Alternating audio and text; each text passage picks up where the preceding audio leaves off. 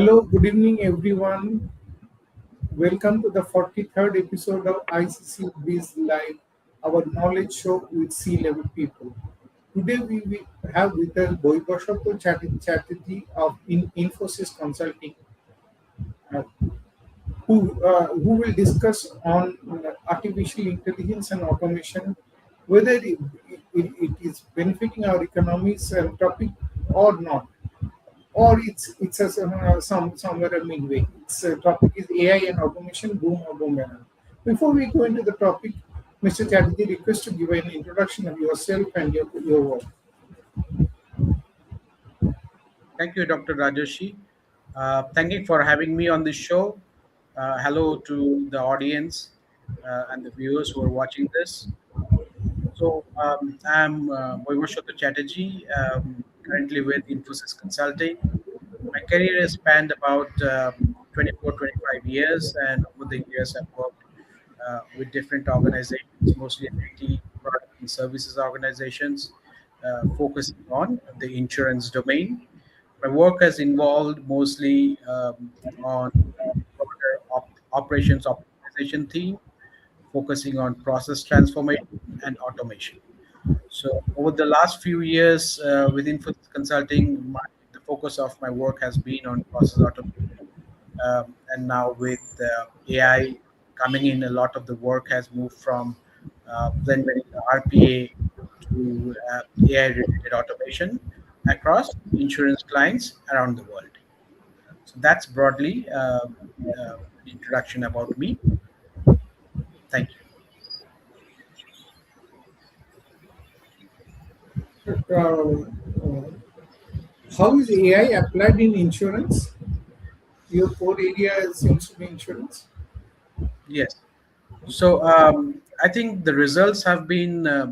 I think these are initial stages still. So there are a lot of pilots happening on different parts of the processes. Um, on insurance, I think the reviews have been somewhat mixed. Um, while insurance AI has been used in insurance in transforming the some of the processes where there is no need for higher level judgment or expert judgment and analytical skills.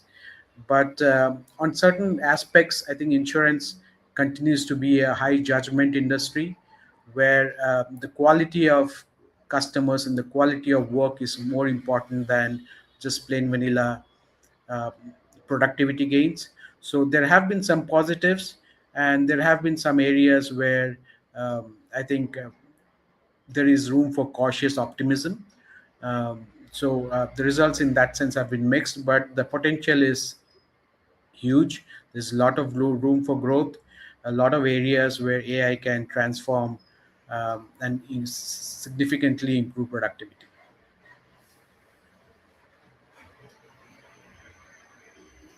Role in valuation, calculation of premiums, and for regular insurance and calculation of premiums or reinsurance. I think all of them, but within certain guardrails.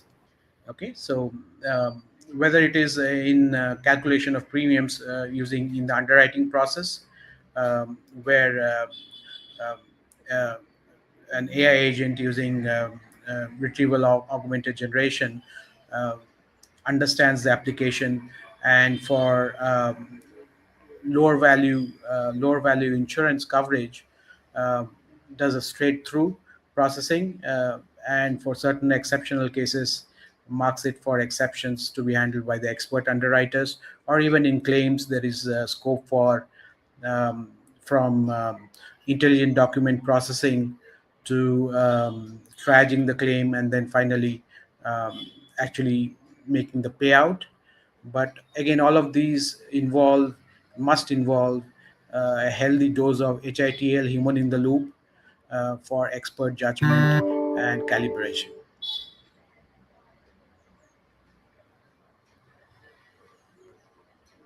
And now,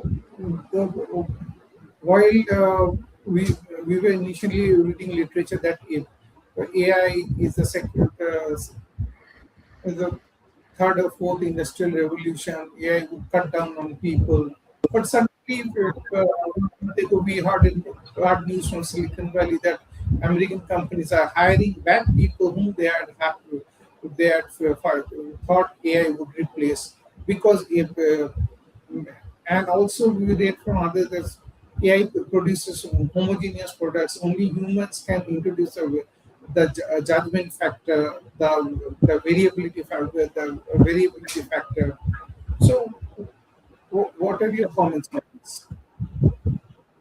I think a lot of the retrenchment and the firing that you're seeing, I think it's unfair to attribute all of that to AI alone.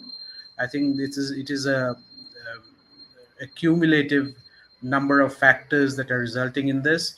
It is operational model redesign, strategic rethinking, and the likes. So I think to attribute it just to AI would be a little inaccurate. So yes, there have been people who have been let go of in several organizations, but I think organizations, I think going forward, it's not just going to be about AI or humans, and it's not just going to be about the cost of AI. I think the future lies in more disciplined AI implementation, not just AI for the sake of it. So I do see potential for AI, but I personally do not believe that we're going to see the kind of job losses um, that a lot of people are talking about. I think there will be redesign of roles, there will be redesign of profiles, uh, but there will also be opportunities for those who are willing to adopt the new technology on the block and uh, probably retrain, unlearn, and relearn. Um, if I may dare say, unlearn and relearn on a continuous basis through their careers, I think do stand to gain. There will also be several profiles and um, uh, roles that will emerge that probably do not exist today. So, all in all, I do not think that this is a movement where uh, jobs will be displaced, where people will be displaced completely. So there will be scope for people to align their careers with a with the help of AI, enabled by AI, not necessarily replaced by AI.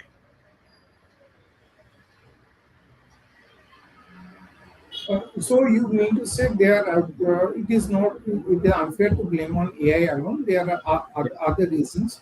Yes, One could be for political economy, the Gulf War. There could be many absolutely, reasons, absolutely. many many reasons behind the lesser employment, and lesser order book means automatically means lesser employment. Being in business. This I understand. I worked there before here. I was in Genpact for some time, so I understand this. Now, and I'd like to draw your attention to another media news. Corporations cut back on AI usage as cost of agentic models strains budgets. What are your comments on this? Some are saying cheaper to have people than agentic AI.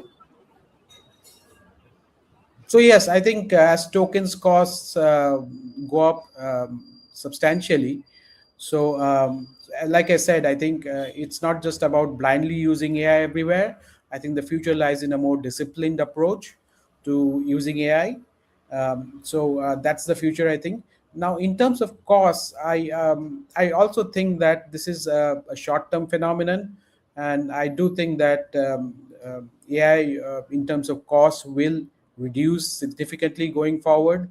For instance, a lot of the GPUs are currently that are being used uh, might move towards, or many organizations might move towards ASICs or application specific chips, which would significantly lower costs. So yes, currently the costs are high. Now in the foreseeable future, I do foresee a significant drop in the costs of AI. And in addition, I also think that the usage of AI should be more disciplined rather than using it across the board in all functions everywhere. So that I think is a more nuanced view of the whole situation.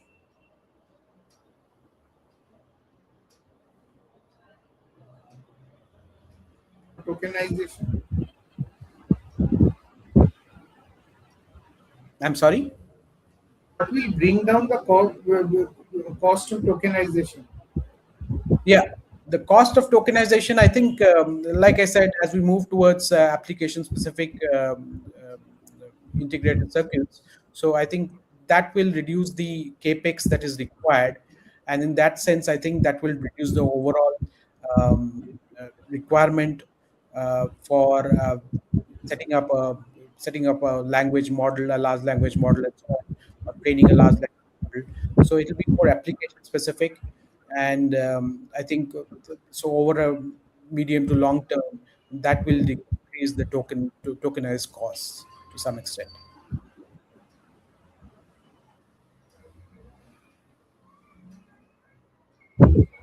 The telling with the initial statement that still many of the projects are still in pilot stage. Yes. And now, my question is about a common perception. Entry level jobs will be replaced by AI. Um, Higher level jobs will be created, and all these statements. So, I mean, uh, which jobs are most vulnerable to AI driven automation? I personally feel that the automation is only with a chatbot. I mean, and chatbot can rarely solve a problem usually, and I have to talk to the chat with the customer service official. I mean, which jobs are more vulnerable to AI-driven automation, and which opportunities are going to emerge. This is a common perception which I would like you to throw some light on. Right. So I think anything that's rule based and digital, and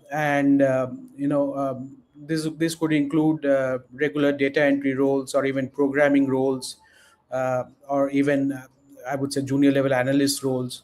I think they will be affected. They will be impacted. Um, but yeah, so I think newer opportunities will also be created. Now, I recently read something that intrigued me, which was how IKEA, the Swedish giant, the Swedish furniture giant, went about its AI program. They found, I think, about 9,000 people who were not required because AI had taken over their customer service roles. And instead of letting go of these 9,000 people, they trained these 9,000 customer service representatives on modeling, interior modeling of houses. So they deployed all of these people, thousands of people, to take up remodeling of interior remodeling of houses, and I think they have generated, what I last heard was about more than $1 billion of additional revenues, expected to go up to $3 billion in the next few years. So that's just an example of the possibilities that could open up. So there is definitely room for certain kind of impact on certain roles, like I said, which are rules based and digital. But I think there is also a lot of growth for opportunities and growth for um, several roles that can be redesigned and you know emerge as newer roles that probably hitherto don't exist. Now, I also think that there will be roles. I do not subscribe to the view that software will eat the world. I think we don't live in a world of bits and bytes. We live in a world of atoms, and there is going to be still a lot of opportunities available for people who deal with the physical world going forward. So these are some of the opportunities that are going to be available apart from the newer roles that will be created by AI.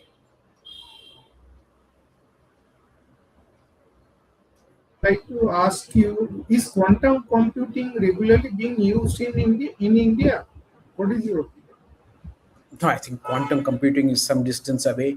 I think from what I heard that this is an area that has moved from bleeding edge scientific research to what many of them are calling as more of an engineering problem rather than a theoretical science problem. But I think still we are some distance away from um, using quantum computing as a regular, desktop or laptop or any such applications. I think we are fair distance away. I think there was also a recent paper, now that you bring it up, about will quantum computing break blockchain. And I think the uh, conclusion was that it is unlikely that quantum computers will break the blockchain, which means there are still open opportunities in that area as well. So cryptocurrencies in that sense are for now relatively safe, and these are still areas that are still evolving. And from someone who's more of an industry person, I think it's nice to talk about the shiny new toy in the tech world, but I think we are still a fair distance away from using quantum computing at scale. So, according to you, neither we can say AI is a boom, nor we can say AI is a boomerang. Boomerang. I mean, we cannot make a strong statement that it is a huge growth opportunity or it is a threat to social and economic stability. It's too early a stage to comment, takes give such extreme statements. Am I right? So I would say that over an extended period of time, if left to its own devices, yes, I think AI does hold the potential for um, uh, economic and social disruption, which is where I think it's important for governments and organizations to step in and help in the transition from a world before AI and the world that is integrated with AI. So, yeah, if left to its own devices, I think there is reason to believe that there could be a lot of social disruption, economic disruption. But I think interventions are required. For instance, invest massively in reskilling, or perhaps incentivize even reskilling, maybe when incentivize the status quo. So there is room for governments and organizations to step in and, so to speak, moderate the downside risks of AI. So left or to its old devices, in short, yes, it could negatively impact, but with the right hand holding, there's no reason to believe that AI will not benefit uh, uh, a large section of the population. What uh, what are your comments on the various regulations on AI? The European Union's Act, India's DPDR Act. What are your comments on this? So, personally, I'm of the belief that any new technology, any new innovation, should be, at least for the initial years, dealt with light-handed regulation. There shouldn't be deep regulation. There shouldn't be too intrusive a regulation that stymies um, innovation. So I think regulation is behind the curve in that sense, and I think that is to be expected. I think if we can give a little bit of runway for the technology to expand and emerge in new areas, that is going to be a net positive. I think we should not look to um, um, hamper the growth of new technologies or innovations by putting regulatory hurdles too early in the race. So that's my personal view. Now, having said that, I think yes, there is room for setting certain guardrails so that uh, regulation to ensure that the technology is not used in a way that is destructive, that causes harm to the public. So there is room for setting guardrails, but I think such guardrails should evolve over a period of time rather than be pushed to innovators and organizations alike.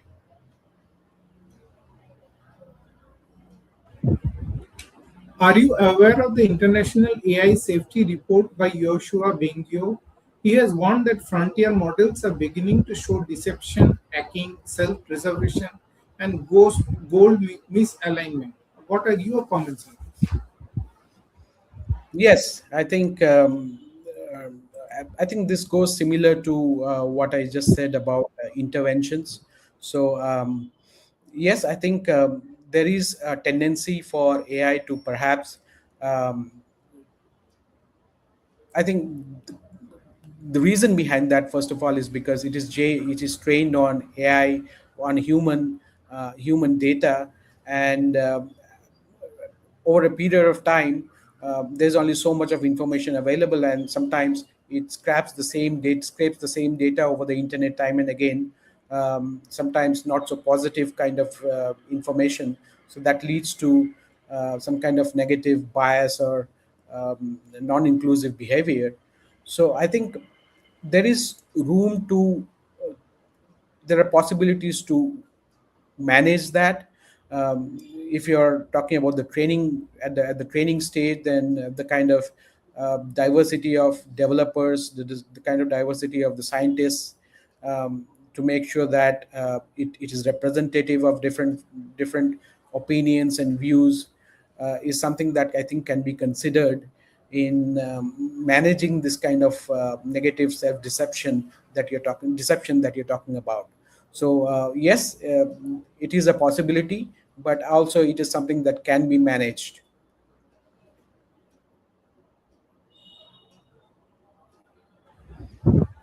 An experiment was carried out involving students, college level, on generative AI. Whatever the model you call it, be it Google or OpenAI or Claude or whatever the model. But after that experiment, it was found that personal statements are more creative as machines create homogeneous content, but the humans excel at diversity of thought. What are your views on this? Yeah, I think to some extent I agree. I think I know that as someone who interviews candidates, that a lot of the resumes are kind of looking increasingly similar. Um, um, a lot of them are being generated by AI. So in that sense, yes, there is something that increases a certain level of homogeneity, and I think that is where I think human judgment, trust, and emotional skills are things that will set one apart, rather than just the content that one uh, puts out. So I think yes, there is in that sense scope for some kind of creative thinking beyond what AI has to offer. So that is an area that I think is something that's going to throw up more and more opportunities for people. Um, I think that is an area that everyone should look forward to imbibing and growing in their respective lives and careers. So yes, I do agree to some extent that it does promote some level of homogeneity, but I think that's where human judgment and human the human touch is important and decisive.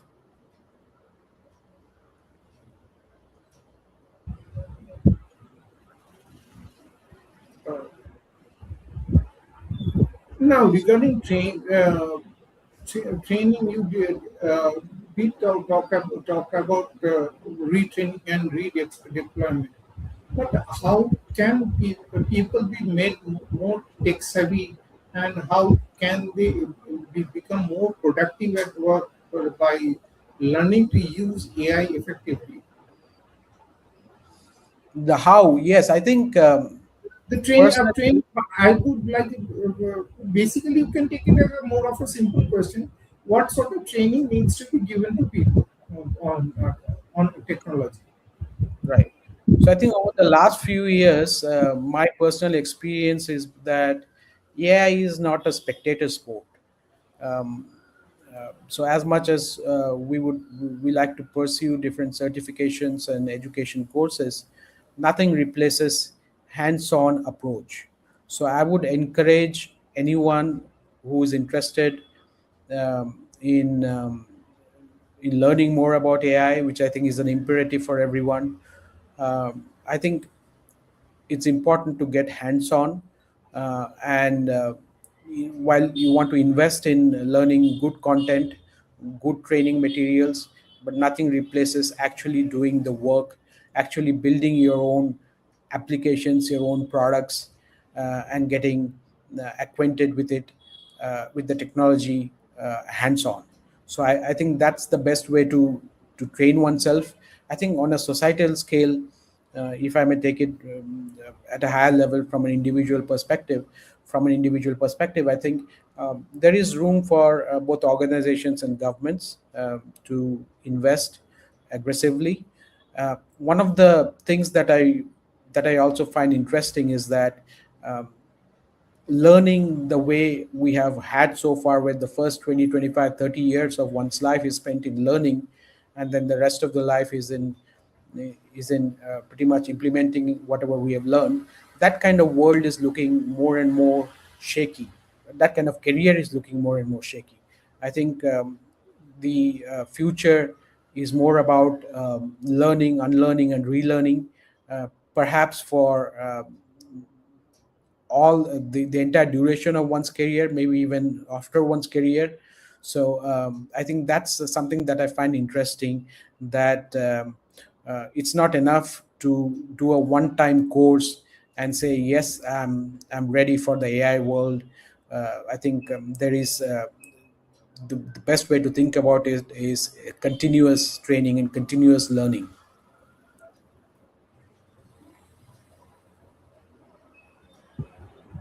Thank you.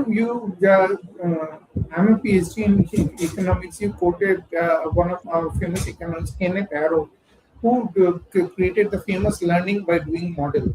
So basically, what you are saying, learning is a continuous process, and you learn every day. And just a token training for 1 or 2 days, maybe on paper you're given training, but as far as learning is concerned, you are not taught anything to your employees. Yes. Yes, The- this absolutely. this is a great learning point.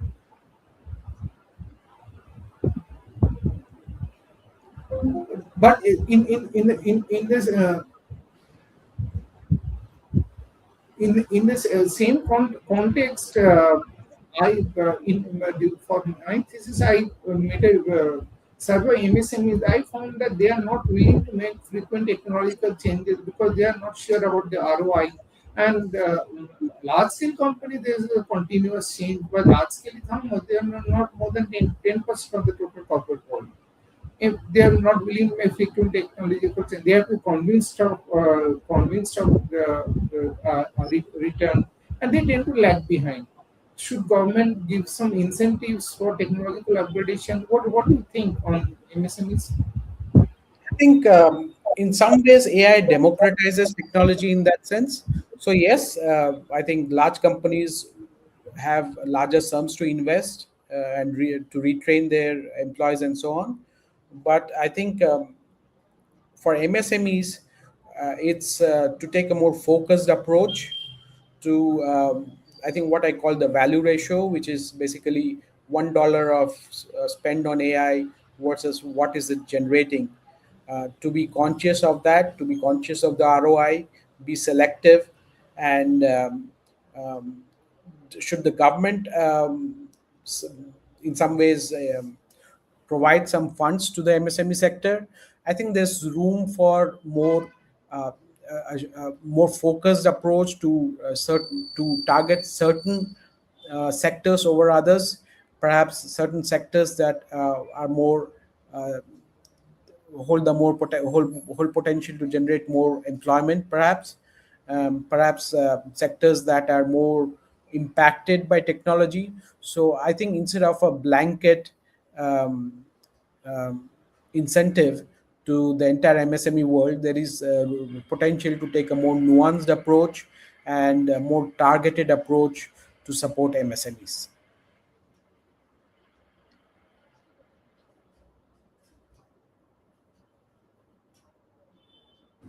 Any specific sector you would like to mention as having benefited more from AI, like say BFSI,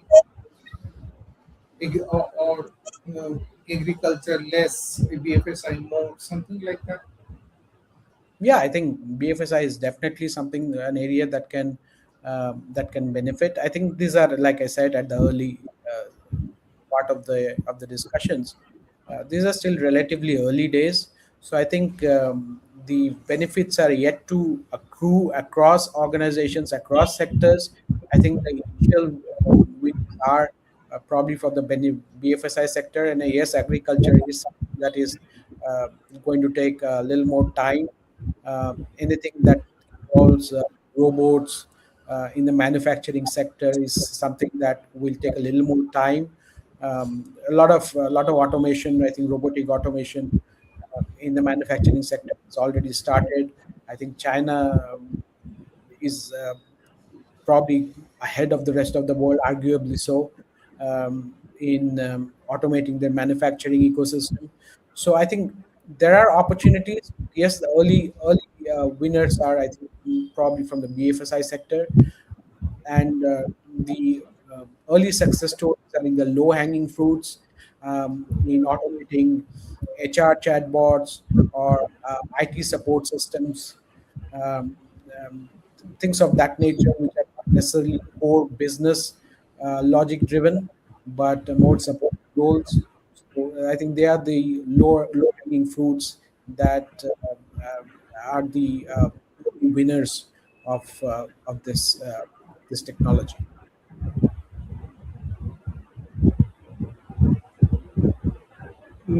My next question is, being a senior person, if you were in government, you would have had to balance automation or technological upgradation along with employment, along with social security.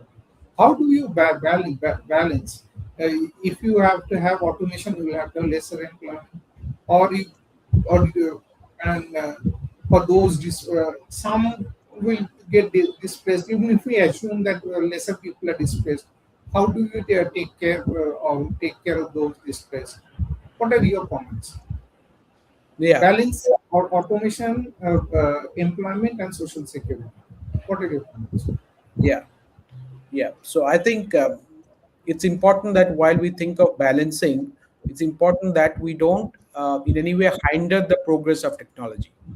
I think I would not want in any way automation to be a target of government um, bans or prohibitions.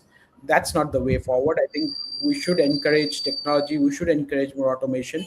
I think the key is transitioning the workforce from what it is today to a more AI-enabled, AI literate workforce, and provide safety net. I think it's important the government transitions, and it's important the government provides safety net for those who are left behind, incentivizes learning, relearning, and perhaps, like I said earlier, disincentivizes the status quo. So I would say balance, yes, but the balance is not in moderating um, automation and moderating the social security for those affected. I think the uh, balance is in allowing technology to play itself out while providing the financial bulwark required to support people in their transition and provide a safety net to people who the marginalized and the needy. That would, I think, be a better approach rather than um, doing neither.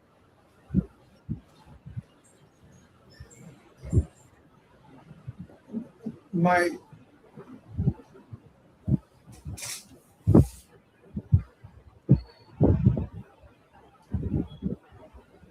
Oh, already three questions have come, sir. Before I ask more, have a look at the box. Three questions have come. Yeah.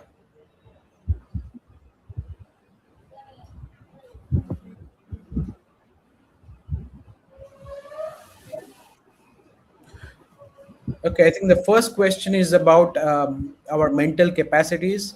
Does using AI make us dumber?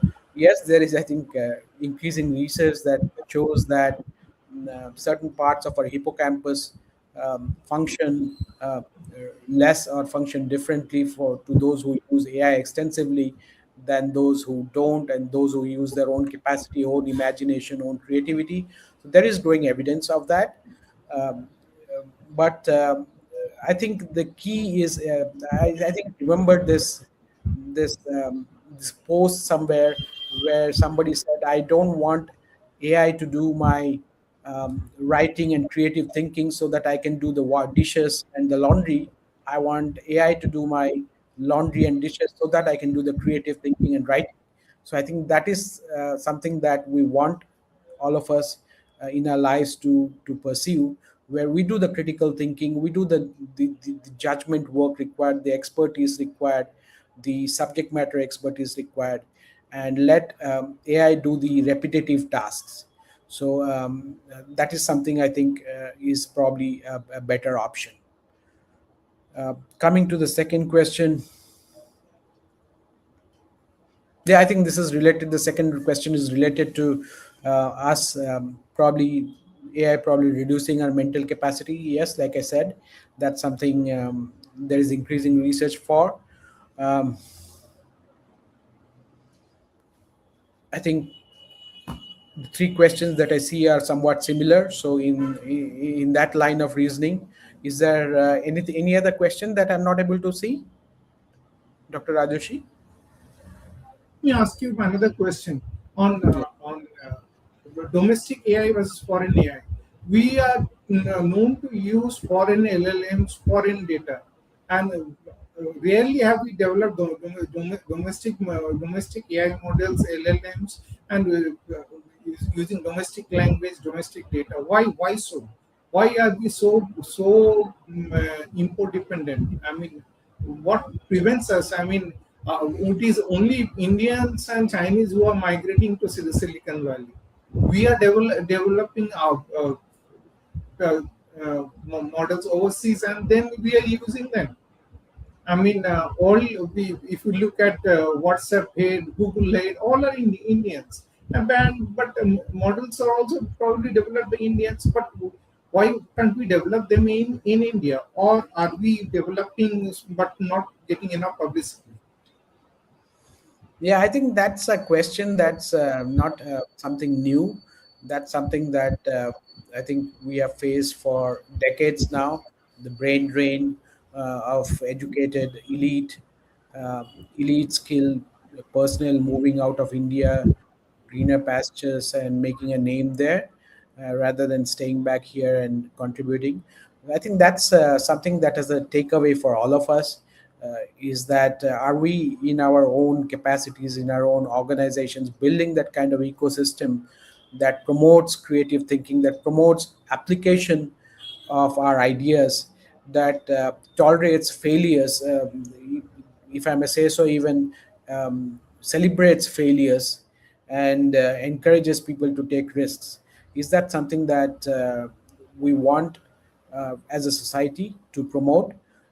So it's more basic, more a cultural and psychological kind of a facet to it. And of course, there's the question of R&D.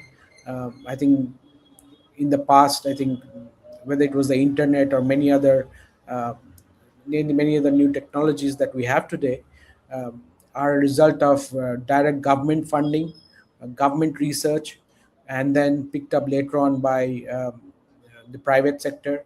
So is that a path we want to take? Do we want the government to invest in R&D? Remember that our resources are finite.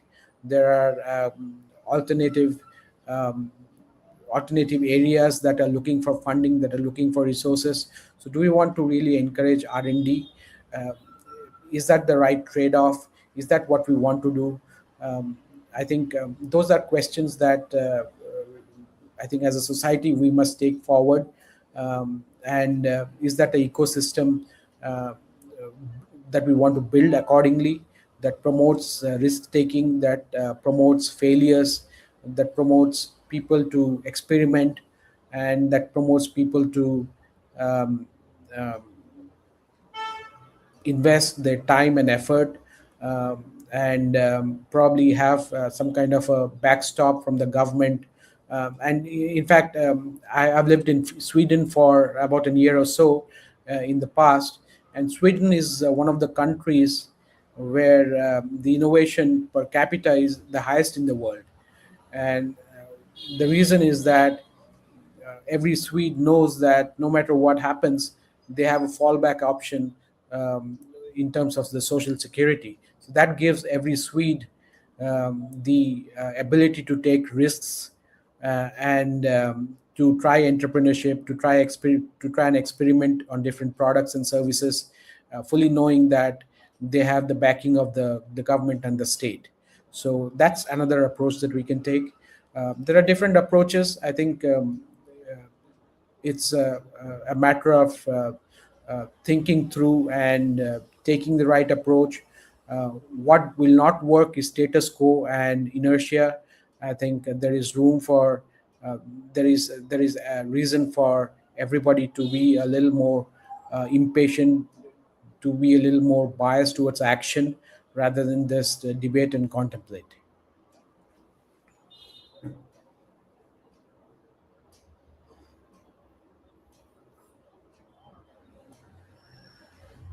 Or increased concentration? Will AI reduce cost for consumers or increase concentration of power among large technology companies?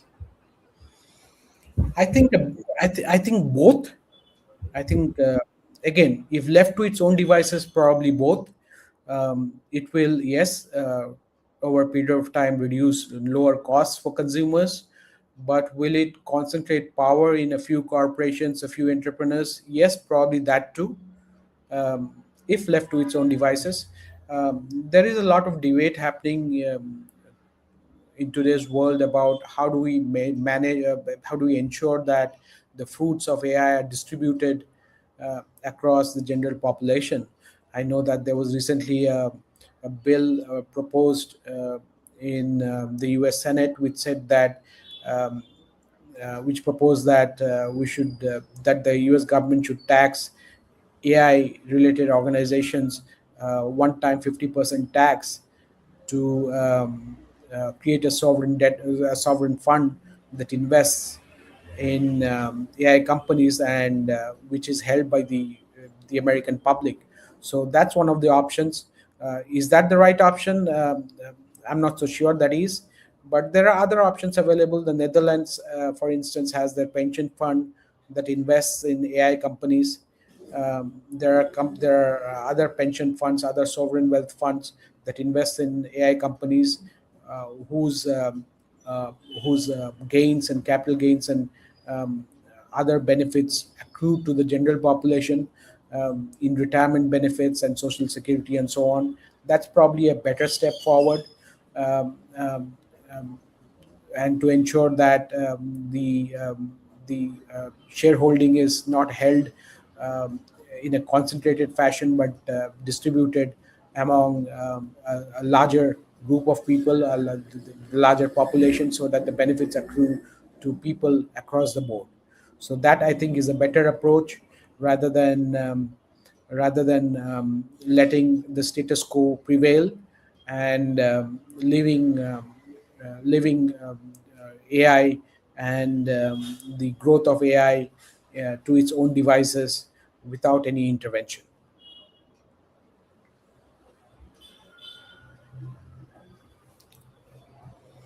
wrong decisions, or there are adequate checks and balances? Sorry, I only heard part of the question. Can you repeat, please? Who should be accountable when AI systems make wrong decisions, or wrong decisions are not possible because there are adequate checks and balances? I think accountability ultimately rests with the humans and the organizations. There are no two thoughts about that. Uh, I think if an insurance company goes to the court of law and says my organization paid the claim incorrectly for the wrong sum because my agents AI agents decided the case, and they are the ones responsible, that's not going to rub in the court of law. So ultimately it's going to be the humans who are accountable for the actions, humans in the organizations who are accountable for the actions. And which is why I think it's very important that there is leadership buy into AI decisions, that there are adequate guardrails set to make sure that there is HITL, human in the loop. And I'm not sure that alone is enough. There are sufficient guardrails set to ensure that there are certain um, audits available uh, to ensure that uh, any mistakes made by the agents or any AI are reviewed before they are finally sent for the final go ahead.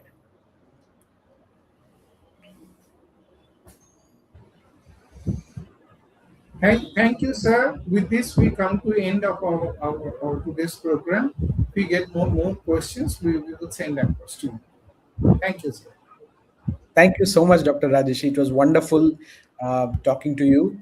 And We will share the recording of this program with you. okay, thank you.